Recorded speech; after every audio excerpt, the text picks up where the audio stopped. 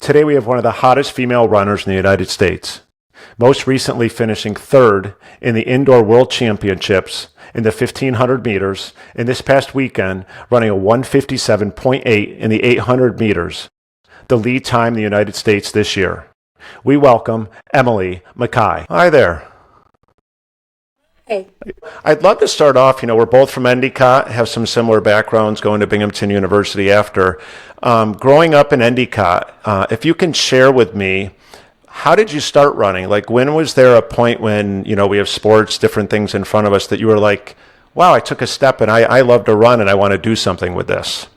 Yeah, funny enough, I guess I started running in elementary school, doing the mile in gym class.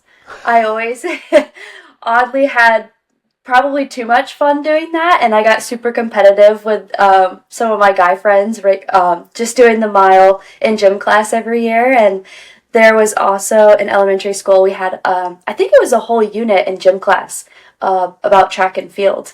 And after the unit was over, they would host a track and field competition for us at Union Endicott High School. And so I always did really well at that every year. And I also was a soccer player, and my coaches always told me I was really fast. And I might not have actually been that good at soccer. I think the only reason I was good was because I could get the ball up the field. But that is when I first realized I had a little bit of talent with running.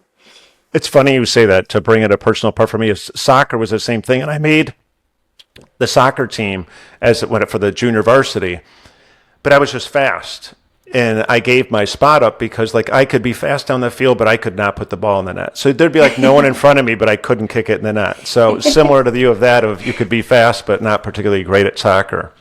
Yeah. So in middle school then, did you run middle school track and field at Jenny F. Snap? I did in 8th grade. Yeah, Okay. 7th grade I played lacrosse, and then 8th grade I started track and field. And what event back then? I was a hurdler to start off. Yeah. I didn't start running middle distance until high school. Yeah, and the reason I switched was because everybody else got faster and better at getting over the hurdles, and I did not. So I moved up in distance. Well, it's probably good because those hurdles, those are tough, especially when you move into college and everything. So then when you got into high school, what events? Was it the mile and the 800 in high school? Yep. Okay. And then I did the 3K as well sometimes. Okay. So when you were in high school, I always think back to high school, and I've talked to a couple people recently. What was your favorite running route that you had in high school there in Endicott? And also, what was your favorite high school track meet that you remember? Oh, my favorite high school track meet was definitely the Parkhurst meet. I think it was just a home meet, and UE was my favorite track. It's just such a great stadium, and it's a fast track, I think. And yeah, so Parkhurst definitely. And it was just always good vibes too. I don't know, always a good turnout and a good crowd for that meet. And then my favorite running route would probably be, we would run up near Round Top sometimes, and I really liked that area a lot. Did you have a favorite event in high school? And if so, why? I think the 1500 was my favorite event in high school. Yeah, I think it's just that sweet spot of both speed and endurance that I think it's always been my best event, so I guess that's why it's my favorite. Good reason to be your favorite. So then after high school, help us with understand, so you went to Unity High School, you started running when you were in elementary school.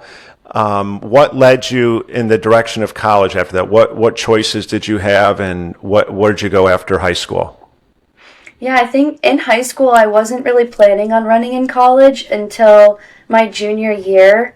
I really surprised myself at the New York State meet, and I came in second place running 4:25, which was a big PR for me. And after that, it wasn't until then that I realized I was good enough to potentially run in college, and I think that even still that time wasn't I wasn't one of the most impressive recruits out of high school, but I think that just like being a little bit underdeveloped in that one-off really good performance had some colleges kind of looking to see, thinking that they would want me on their team, and I had a few offers for a full ride, and yeah, it was just a very exciting time for me, and that was when I first realized that running was something I would want to continue to do. I love to see a lot of the great runners stay right in the hometown and grassroots and go into Binghamton University.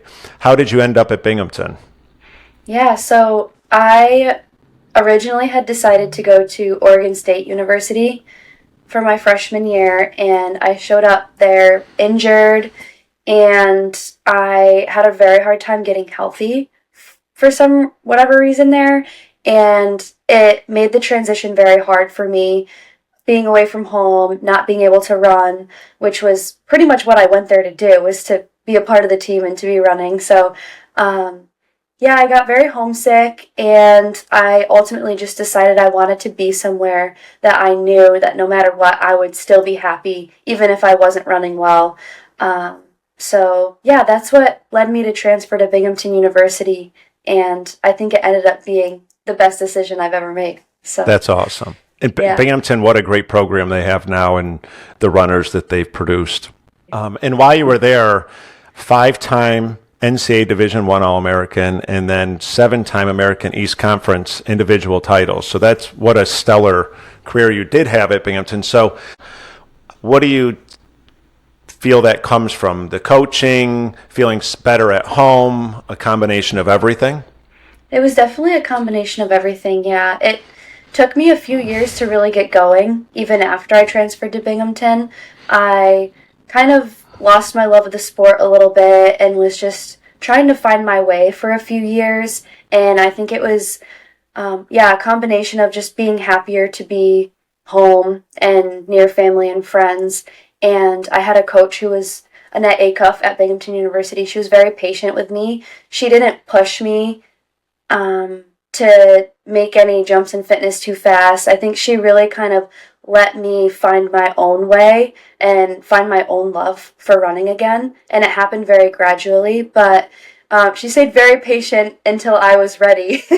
And I decided that I really wanted to give running another chance and give it my all again. That's awesome. Yeah, I know Annette. Mm-hmm. She's been there for a good amount of time. Same with Coach Thompson. So yeah, he was there. He was my head coach when I was there. So, so running now you have college. You have all of that. Anything in college before we move on to like the pro, where you're at now, professional running. Anything from college that you feel stood out that's helped you prepare for where you're at now? Yeah, honestly, a lot of things. I think the support there was just incredible. I think I had all of the resources that I needed to get to that next level, and I had so many people in my corner and so many people backing me, both at Binghamton University and then also just the Binghamton community as a whole, with the practitioners there, like chiro, massage. I had so many people helping me out, whether it be getting me in last minute for an appointment or giving me a discount because I was a student, or just it was the things like that made me feel just that I had so many people in my corner and so many people backing me and so many people wanted to help me be successful. And yeah, so that was just awesome. And at Binghamton University, I had great coaching and all of the resources that I needed to help progress and get to the next level. Oh, that's awesome. That's great, mm-hmm. Especially at Binghamton. I mean, whenever I go back maybe twice a year, and as soon as I get there, there's just like an ease of being there for me. It's like I've never left when I get back there. Mm-hmm. Yeah, I feel that too.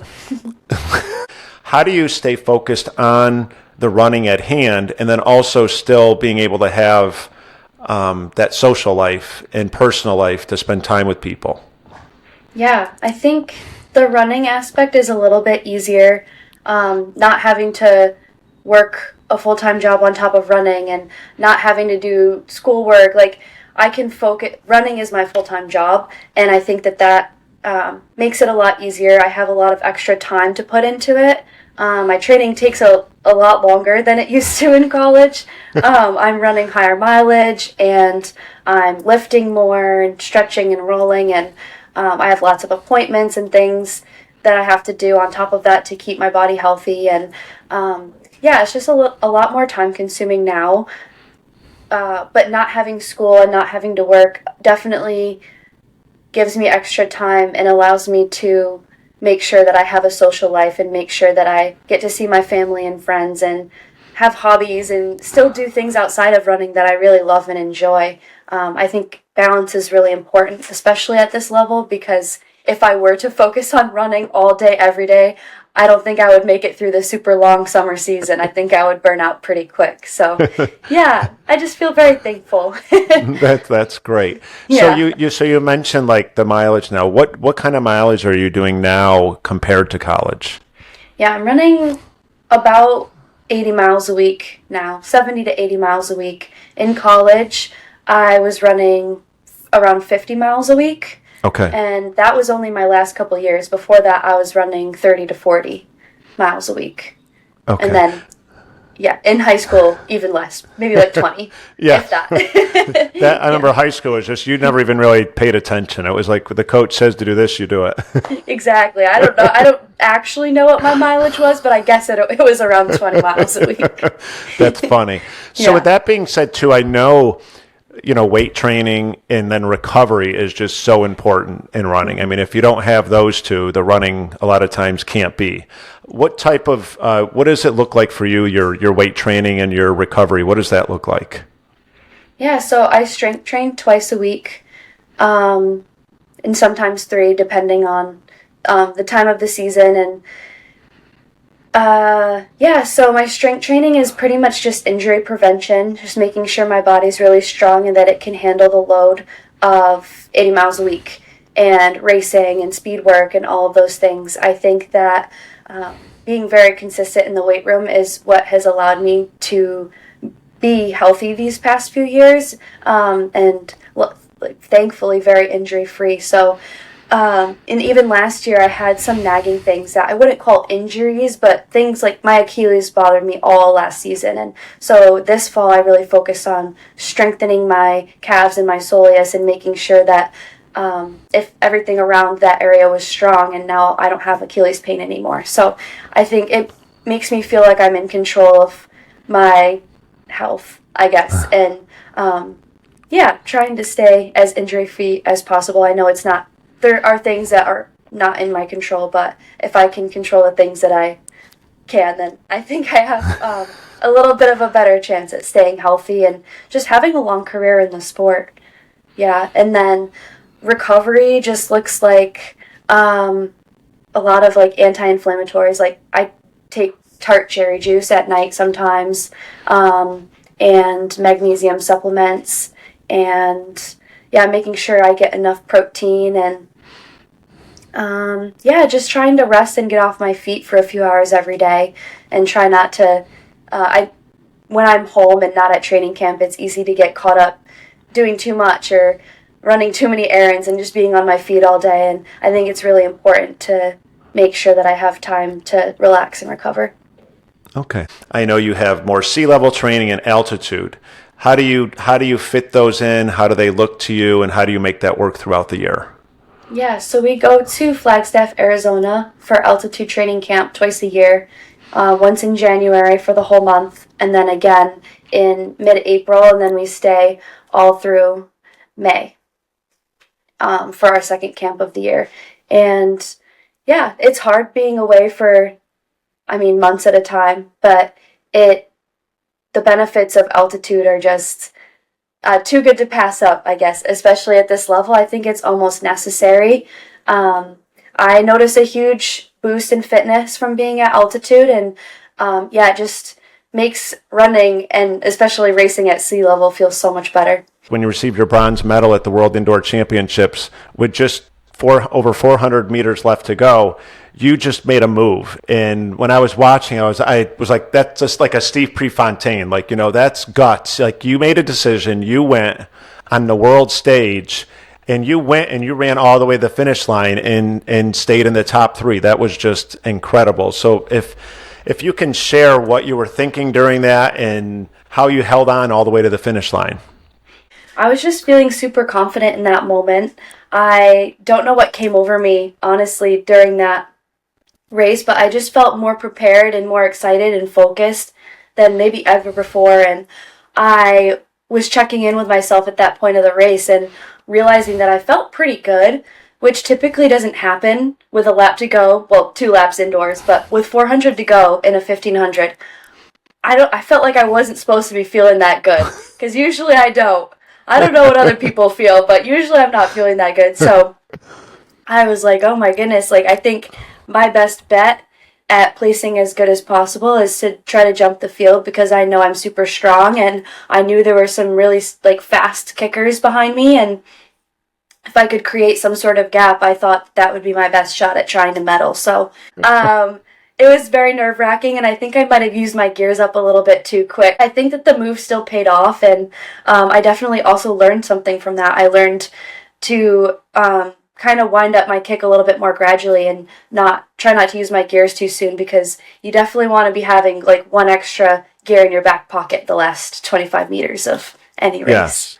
I used to, when I actually was a volunteer coach at Union Endicott after college, and what I would say to all the kids when I was coaching them is I think that's something to put in your bank of, you were able to go on a world-class stage. You went with the world's best and you held on. So the confidence that you can keep in your bank and your memory of, you have it there. So if you ever go there again, you do have it. So That was great to watch, and congratulations. Thank you.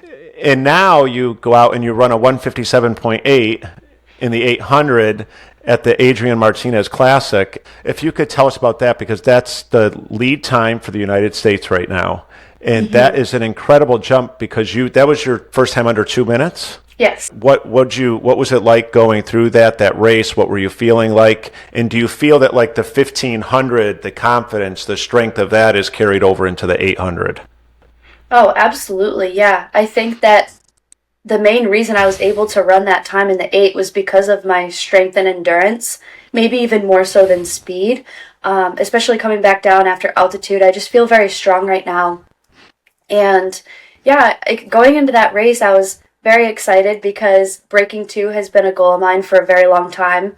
And I ran 2 flat .1 or something at the Adrian Martinez Classic exactly a year prior. So I was just very excited to hopefully break 2 for the first time, because I knew that I could, and it was just a matter of making it happen. But for the same reason, I was pretty nervous, because I don't know, it's just, I always get nervous when I have a big goal I want to accomplish. So yeah, going into it, I was like pretty nervous, but also very confident, and the race was set up perfectly.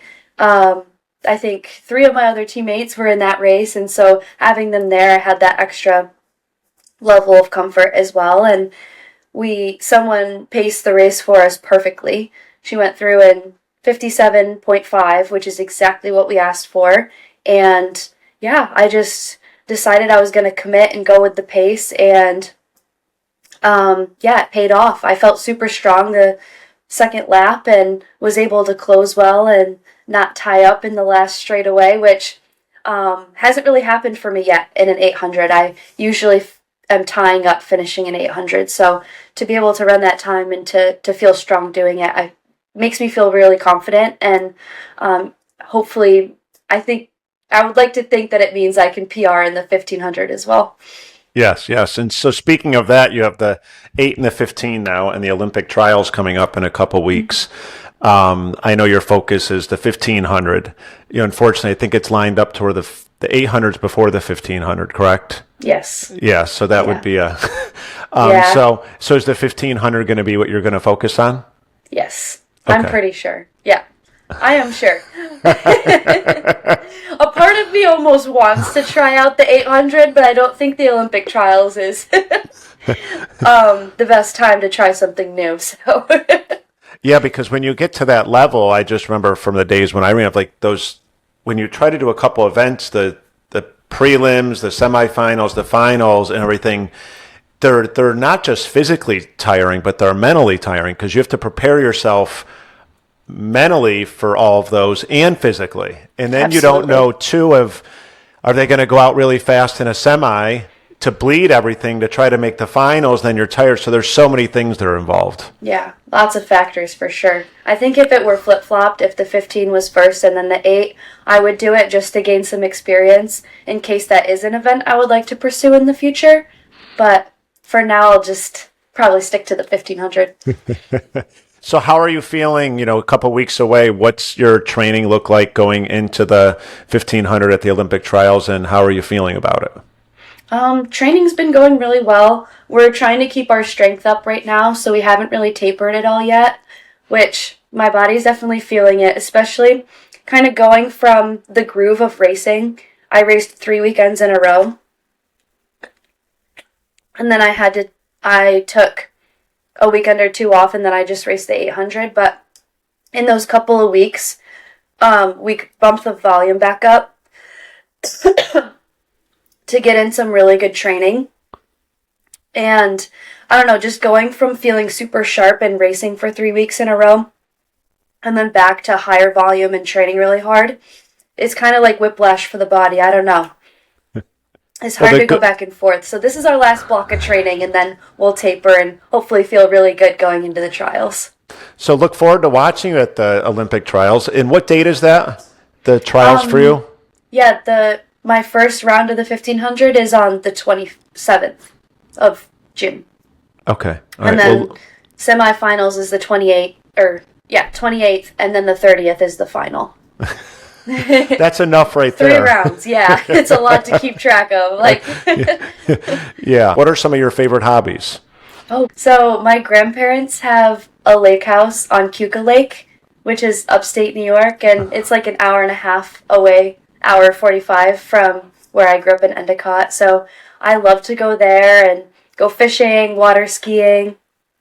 It's definitely my happy place, and I try to make it there as much as possible, and it's one of the things I do to find balance between life and running. And I also really like to paint. Okay. I'm not the best at it, but I find it very relaxing and something to do and while I'm trying to get my rest and recovery going. And yeah, I also like to read and listen to music and hang out with friends and family. Oh, that's great. The Finger Lakes are beautiful. That's one of the things I miss so much. Whenever I try to go home, I try to get to at least one of them. Mm-hmm. They're just gorgeous. So then lastly, any advice that you can give? You started running in elementary school. So any advice that you can give to runners out there that are in elementary school, middle school, high school? Yeah, I guess my number one piece of advice is to try to enjoy it.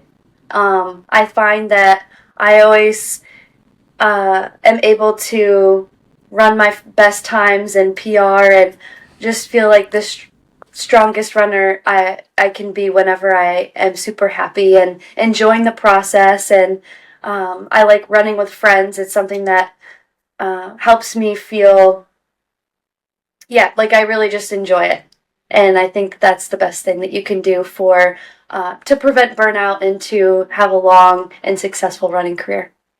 No, and I think you nailed it when you say that, because in any of the interviews I've seen you do, like right after a race, you're always happy. And you're saying how you're happy. Instead, there's so many people that are so critical of themselves and thinking so much. And I think when you take the fun out of what you're doing, that's when things can sometimes go away that's not as good. So it's having fun with what you're doing. So that's awesome. Yeah, definitely. And I guess I'll add one more piece of advice to that, which is to celebrate all the small wins as well. Because like you said, I think some people are super critical and always want more and the next best thing and whatever. And I do get caught up in that a little bit too, but I do make sure that I take time to at least just celebrate every PR, no matter how small, every small win, every making it through a race, feeling mentally tough. Like every small win is worth celebrating. And yeah. And what you just said triggers something with me. One thing that I've always done in my career, and even when I was running, and if I start running again now, I do like what it's called like a backwards calendar. And I pick what my goal is, if it's 6 months out or 12 months out. And along the way, there's going to be ebbs and flows. and celebrate the good things. And if there's some downsides, that just comes along what makes you better to get to your end result. So instead of criticizing every day or every workout and thinking that way, look at the big picture. Absolutely. I like that. So thank you very much. I hope to have you back on at some point because I really look forward to watching your career, especially even more so coming from, Endicott, Binghamton University, that whole area and everything. Loved having you on, and I really appreciate it. And I wish you the best at Olympic trials in a couple weeks, and most importantly, have fun with it out there. Thank you. Thanks for having me on. That was lots of fun. You're welcome.